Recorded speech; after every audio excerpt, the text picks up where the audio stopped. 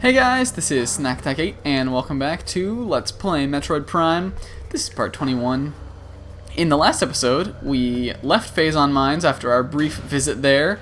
We grabbed the grapple beam on the way out of there, and then when we got back here to Talon Overworld, we got the X-ray visor, which is very cool, as you can see. And in this episode, we're actually I'm floating in midair in this episode. No, in this one we're going to head back to Chozo Ruins and get everything except one item there. And then, if we have enough time...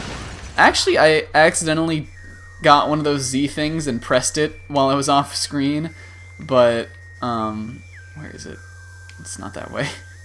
But there's a something, a question mark, in the geothermal core here in Magmoor Caverns. The game wants us to go there now, and we might do that at the end of this video.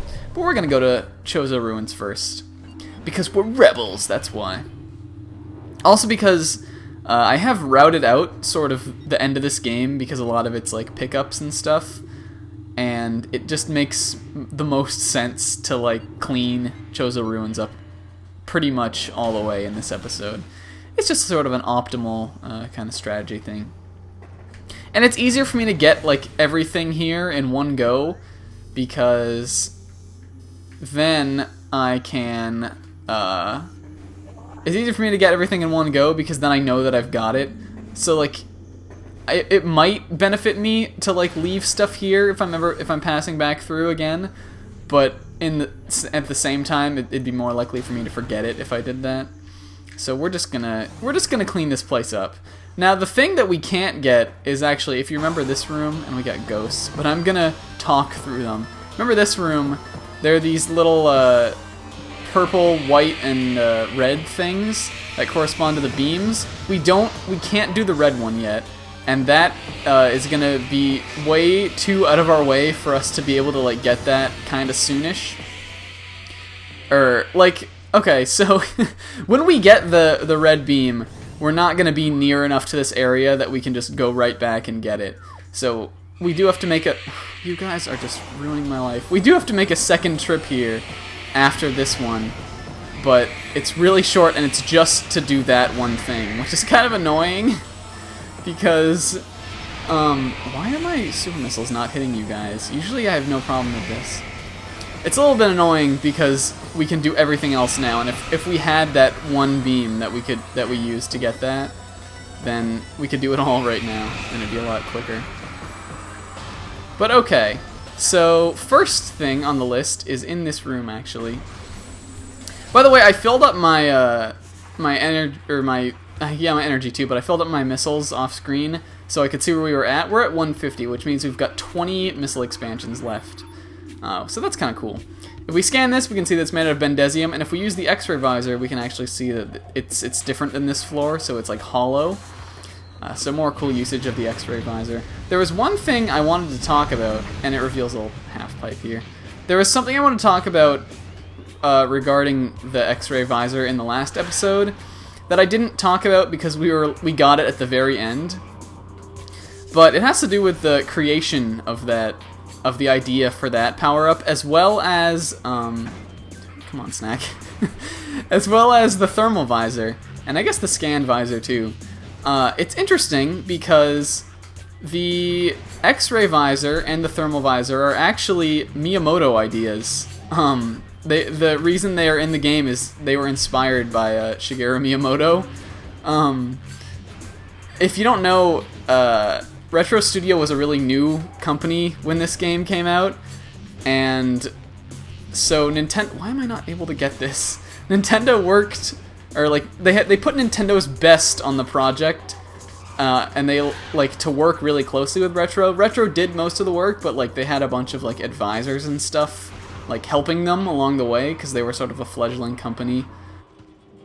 And I actually think they had an engine for this game before it was supposed to be a Metroid game, and it was because of Miyamoto. Like, he walked into the studio, saw what they were working on, and realized that like this would be a good fit for 3D Metroid, and so like he suggested that to them. The same sort of thing actually happened with Rareware and Star Fox Adventures. because the same, like, Miyamoto also asked them to use that engine for Star Fox. He seems to like to do that kind of stuff. There was the missile expansion there, by the way. Now we want to go, I think, to... that's where we just were. I think we want to head over here to the Watery Hall. So, this is the wrong way. We gotta go back through the Morph Ball Tunnel. My bad. So yeah, Miyamoto was the one who sort of got this game to be a Metroid game, and he also was the one who came up with the idea for the visors initially. And this story comes actually from, I don't remember exactly where I read it, but it comes from an employee of Retro Studios. So they were bringing a bunch of people in to work on the game alongside them and sort of like lead Retro Studios in the right path. And at one point, Miyamoto was, I guess, in the studio, and he said something along the lines, and I don't know the direct quote of this, but he said something along the lines of, what if Samus could take her head off and replace it with a bug head that would let her see in ways that she wasn't normally able to? And so, obviously, this sounds like a crazy, ludicrous idea that the people at Retro were like, what was he talking about when he said that? And like, I would like to imagine that he said that and then just immediately left afterwards. But so, according to the guy who told this story, they were pretty confused by what Miyamoto was talking about. But then they realized he hadn't exactly been talking, like he hadn't literally been saying take Samus's head off and replace it with like a bug head, because that's stupid. But he was saying, since this is like a first-person game, what if there was a way to see things through Samus's eyes that you shouldn't normally be able to see? And that's how they came up with the idea of the thermal visor, which lets you see heat signatures, and sort of the new X-ray visor, which sort of lets you see through stuff. And I think that's really cool, and it really speaks to sort of Miyamoto's genius, even though he works apparently in very unconventional ways by suggesting that Samus get a bug head. So I always thought that was cool. Here in the Watery Hall, there is a missile that we can get now that we have the gravity suit. And I guess now that we've cleared the toxic acid water out of here, which we did a really long time ago, we can get down in here. Basically, what was stopping us from getting it before was the gravity suit. So that's cool. So, power-ups, we're getting there. Now, I believe... Where do we want to go? Oh, okay, so there's this stuff over here, which is the last of Chozo Ruins areas that we have yet to go into, and that's where we want to go next, I believe. So it's only a short jump across a couple rooms from here to there. So, I want to come up with, like, topics of conversation for these pickup getting videos, because I don't understand really the point of off-screening to, like, where we are, because then you can't see, like, how I got there and all that stuff. So, today's topic, I think, is going to be one that comes pretty easily and might even be a little bit lazy, but essentially I thought I would talk about what my thoughts... Oh, you guys... Usually I just skip Chozo Ghosts at this point in the game, if we're able to, and we are able to. Because they don't, like, lock us into the room anymore when we encounter them. They're sort of just a regular enemy. Not like a mini-boss type or anything. I was going to talk about my E3 impressions and thoughts in this video. This is the room that we want to go through to get to all this stuff. We could have gone here from the very beginning of the game, but I decided not to because we can't... Like, you can come down this path, but you can't get very far in it, and we'll see why in just a second. We got this hot room that you would need the Varia suit normally to get through, and also, that's not, like, the big thing, because we had that in here the first time we were here, but you need the grapple beam to get across this. And get... Oops. No! Samus! Samus, get out of lava! Alright, come on, please. Please, please. There we go. No! Are you serious? Is this really happening right now? Oh my gosh. Okay. Let's try that again. We can scan this wall. And... Oh my god. Oh my god. What? Okay. Okay. Scan this wall. I'm not gonna do it. But you can break it with a power bomb. Get a power bomb upgrade here. This is the first one we're gonna be getting. And it's like a little gyro ball kind of thing. Looks like a kid's toy. Increases capacity by 1. And, when you know it, just when I was about to start discussing other stuff, we've got lore here. Chozo lore. This is the last one we're going to ever read. It says, the power of our temple has been enough to halt the spread of poison on Talon 4. But that which remains thrives and grows more concentrating, gnawing on itself in the dark passages beneath the planet's surface. Whether it can ever be truly destroyed is not for our eyes to see, but there is something else. The Chozo are drifting, tumbling through space and time as the great poison eats away at our sanity. We wake in dreams as the veil of lunacy descends. As past and future blend and shuffle, one image appears and flickers through the landscape. Wraith-like, it is the hatchling, the newborn, walking the path of corruption. A lone figure shining in the toxic shadows, she comes, dressed for war, and her wrath is terrible. Do our eyes look backward, seeing the hatchling as she once was? Or does she approach even now, arriving in our race's last hour as a savior clothed in machines, crafted long ago by Chozo hands? Poisonous clouds drift across our vision. That was terribly read by me, I'm sorry. I was sort of laughing still about me falling in this lava, which I don't think I've ever done. And also because I'm sitting a little far away from the TV, so it was hard for me to see that small text. But I hope you got the gist of it. I guess they were in their dreams seeing Samus coming to sort of save the planet. And though she was too late because the Chozo are all dead here, she is here now, and she is going to get rid of the worm, the Phazon, the poison, whatever you want to call it. Quick missile expansion in this little, very obscure tunnel. I miss this one a lot, I find. Or I used to miss it a lot when I would play this game. And there's... Okay, I knew there were ghosts in here. You guys don't scare me now. I have an X-ray visor. I can play with you and not get hurt. So yeah, it might be a little bit lazy, but I think I'm gonna discuss sort of my thoughts on and impressions on E3 this year.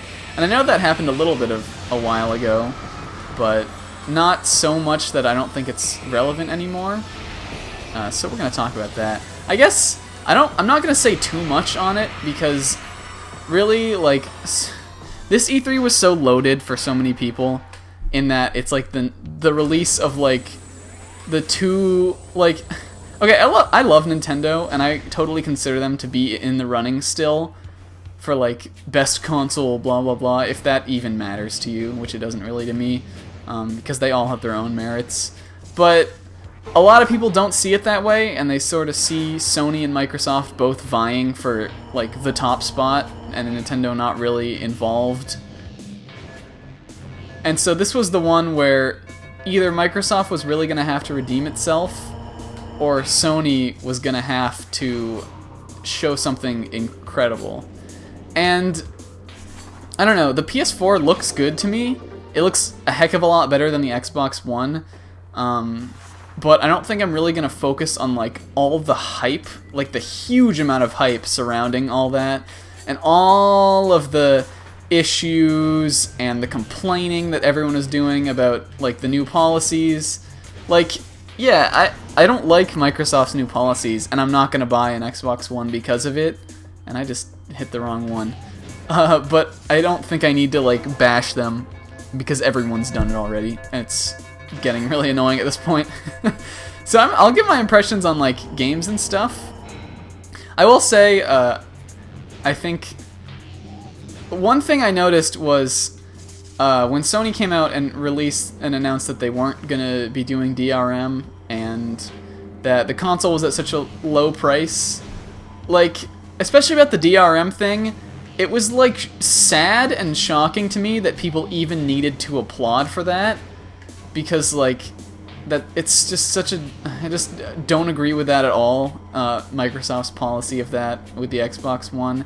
So everyone is like, woo, yeah, this is so awesome, like this, like, it was like a big one-up for Sony, but it's like, it shouldn't be a selling point, because it shouldn't have to exist, because having it any other way is dumb.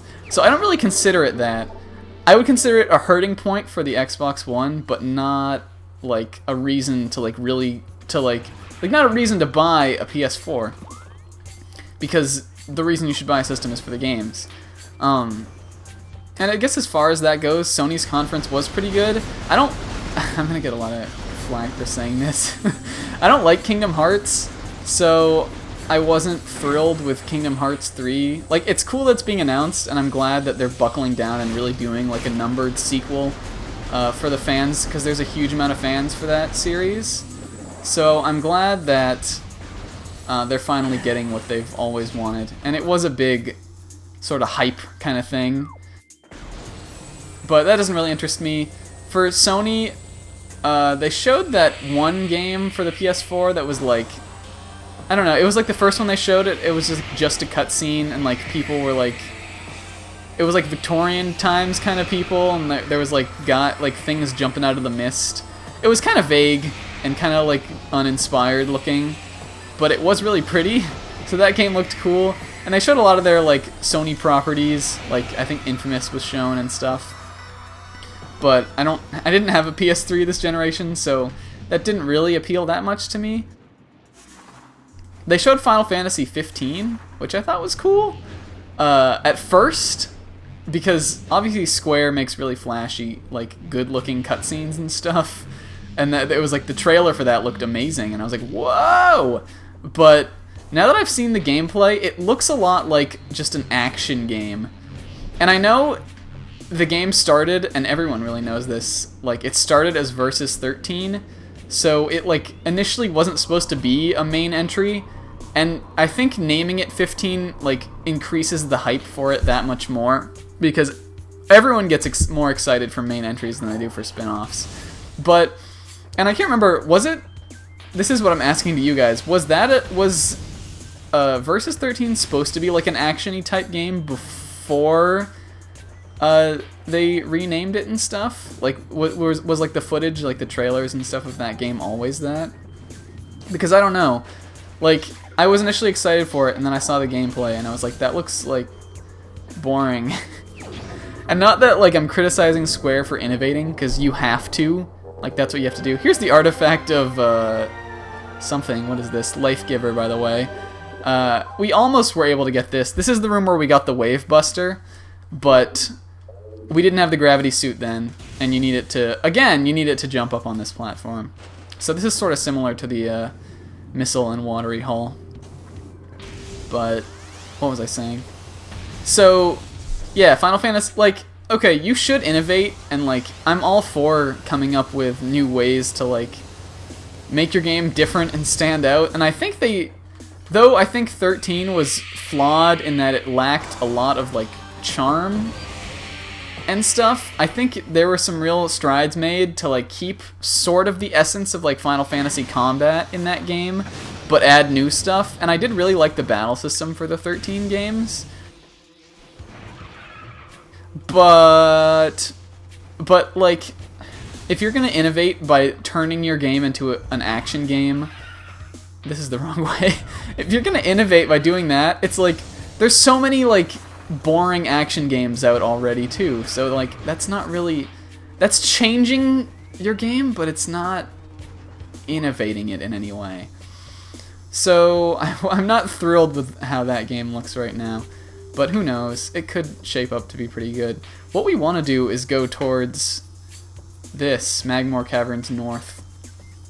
So how would be the best way? I guess over here. I didn't show this, but once you have the space jump, you actually can get up here real fast, and you don't have to cross this bridge or anything, which is nice. War Wasps, get out of my way. I'm sick of you. I've had enough of you, and I have for like episodes and episodes. Wait, this is the wrong way. Okay. I'm getting too heated in my discussion of like games and stuff, and I'm not paying attention. this is the way we want to go. So either of these doors works, but that one's like way up there, so we're gonna take this path. So yeah, Sony, like, they had a good conference, and if you're gonna like arbitrarily say someone like won E3, I think it would have to be them just because of what they revealed. They had the biggest and most exciting reveals. I didn't see Microsoft's conference, but I didn't really care that much too. I was already pretty set on not getting an Xbox One because of the same reason a lot of people aren't gonna get one, and they didn't show anything at... I've seen like little bits and pieces of their conference, but they never like disputed any of the claims they made. They're sticking to their policies, and I don't like those policies, so I don't want to buy that system. So I can't say I was really too enthused about them. They showed Metal Gear Solid 5, which again is a series, not a series I don't like because I've never played it, so I can't say that. But it's a series I'm not like invested in because I've never played it. So again, cool that that's coming out, but it didn't really affect me that much. It's also weird, I think, that they showed it for, like, in Microsoft's conference. I don't really know what that was about. But so that was shown, and then I guess there was some other stuff. They showed like a Panzer Dragoon type game that looked pretty cool, but I don't know. I guess I didn't really get invested really in that conference at all. And then the other two, I really like the look of Watch Dogs still, and it's awesome to hear that that's going to be on Wii U. I think they released that in the Nintendo one. So that's awesome. That game looks really interesting to me, and it looks sort of fresh. So I'm stoked on that. I don't know what system I'd be getting it for. If I were to get a PS4, I think it'd be a really long time from now, and I would probably want to have a Wii U before getting that. So I don't know. But if I do get a Wii U soon, then that's really cool. That's coming out for that. And then, so that was like Ubisoft's big thing, I guess. Also, I think I've said this here and there a little bit throughout my LP life, but I am like a huge, and always have been a huge fan of anything that has to do with pirates. So that new Assassin's Creed, though I've never played a single game in that series, looks really cool to me just because it's about pirates. So I might be tempted to pick that up. That's coming out for Wii U as well. So like, it's cool that like a lot of the non-Nintendo games that I'm interested in are coming out for that system. So yeah, Ubisoft showed those. Those were like the two things that were really cool in their conference. And then, let's see, EA showed the new Plants vs. Zombies, which is like it looks like a Gears of War style kind of like game. And I really like Gears of War, so I think that's like it's interesting. And it seems like it has like all the Plants vs. Zombies charm. It's just a different genre than before, and it's like, I don't know, it's kind of cool looking. I might pick that up. I could play it with my roommate because he's really into Plants vs. Zombies too. I got him addicted to that game like last year or something. Please go away. And then of course Nintendo is always who I get most excited for. First, I'm gonna pause that before I talk about them and say that now that we have the X-ray visor, you can see there's an artifact inside here. We can blow it up with a super missile. This is alright, some people complain about the artifacts in this game, saying that there's not enough direction given towards how to find them. And some of them are in really random kind of places, but I don't think that's a bad thing. First of all, the Chozo Temple has clues that you can scan and look at any time, sort of giving hints as to what room these artifacts are in. And even though none of them really tell you specifically how to get them, it's like, you should be able to figure it out. Like, if you spend enough time in it. And I just think, like, I don't know, I think even though this game has a lot of guidance for some stuff, though I did mention you can turn that off, the little Z things, but even though it does do that, like, it's like old games in that it has sort of like the retro sensibility to let you find what you need on your own and not be ashamed to like hide it hard because like that's the fun of a game, is figuring out where stuff is, even if it's really hard to find. I don't know. I feel like this was the last sort of generation of consoles in which that was really apparent. And this game really does it well, I think, and I just really enjoy that the artifacts are hard to find. It's refreshing, even in this very day and age.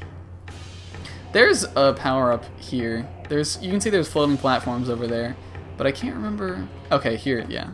I thought this was where they started. So we're gonna go around. You can see more cool use of the X-ray visor here. Oops, we're very barely on that, or we were. But we blow this up with a super missile. Get the missile expansion inside. Oh yeah, so yeah, real quick I'll talk about my thoughts for Nintendo. I was a little disappointed. The Smash Bros. Reveals, all of them, were awesome. Even the Wii Fit trainer, I think that's hilarious and fitting in a series that a lot of the time does have joke characters. I feel like I heard a lot of people complaining that she was in the game, but like Jigglypuff and Mr. Game & Watch, like those are pretty jokey characters that you wouldn't expect in the game, and Wii Fit Trainer is the same way. And so I don't know, I think it's, and like also like Rob the robot, like who ever thought that?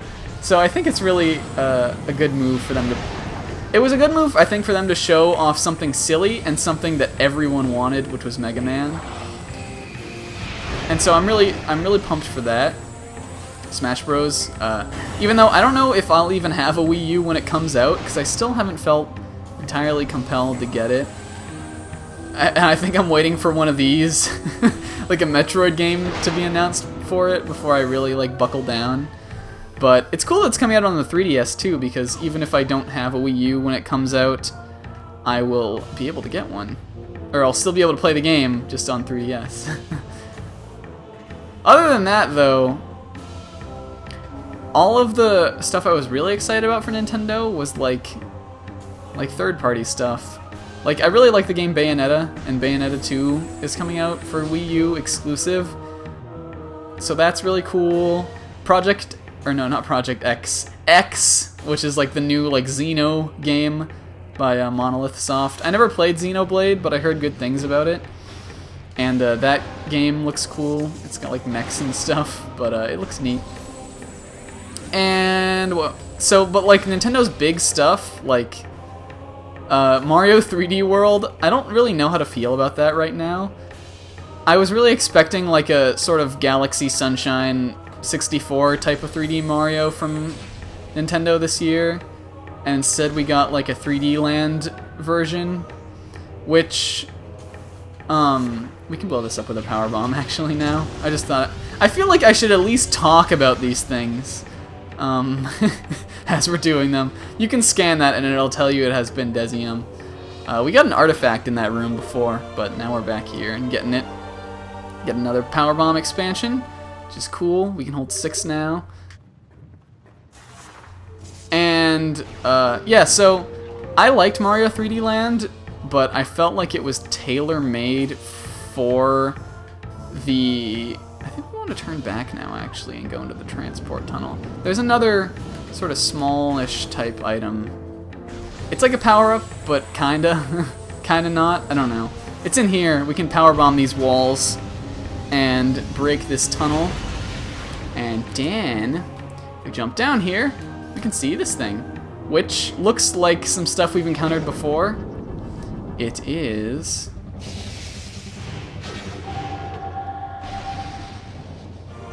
the Ice Spreader.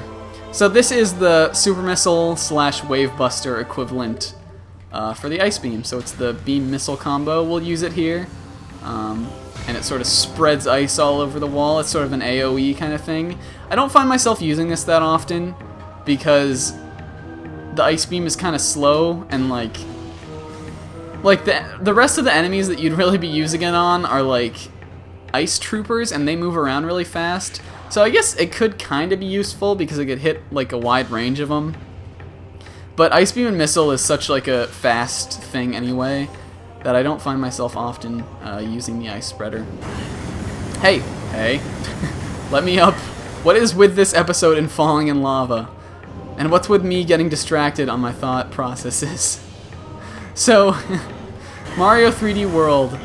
I felt like 3D Land was good, but it was made for the 3DS with its really short levels and its emphasis on like that particular like perspective style, like the kind of side-scrolling but still in 3D kind of style, and I don't know how well of a fit that would be for Wii U, and it kind of seems like they were rushing on a new 3D Mario and decided to just go with that and just kind of like drop that instead of like really working hard on like something amazing like I thought Galaxy was.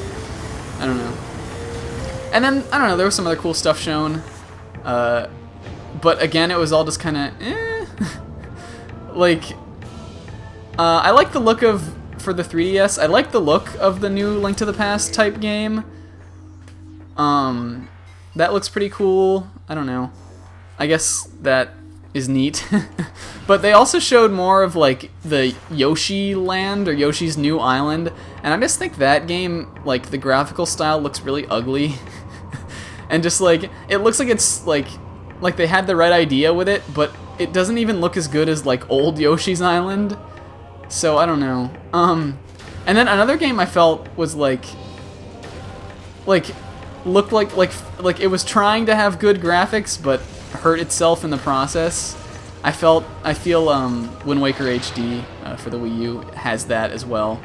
Just because it's like, it's not like upscaled, like okay, it is upscaled. It's not not like remodeled or anything like the 3DS OOT was.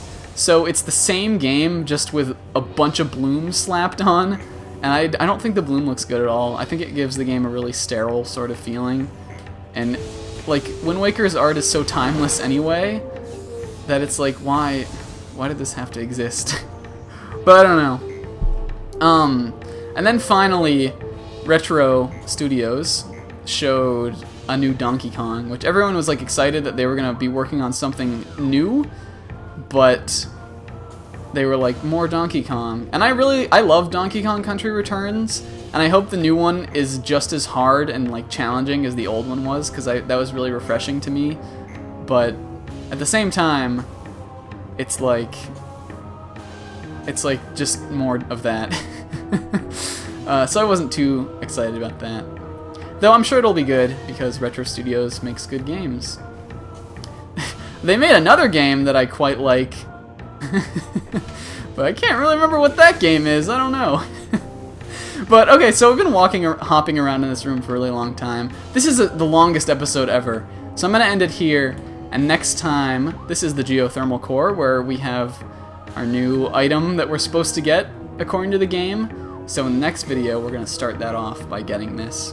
Till then, guys, I've been SnackAttack8, and I will see you next time. Later.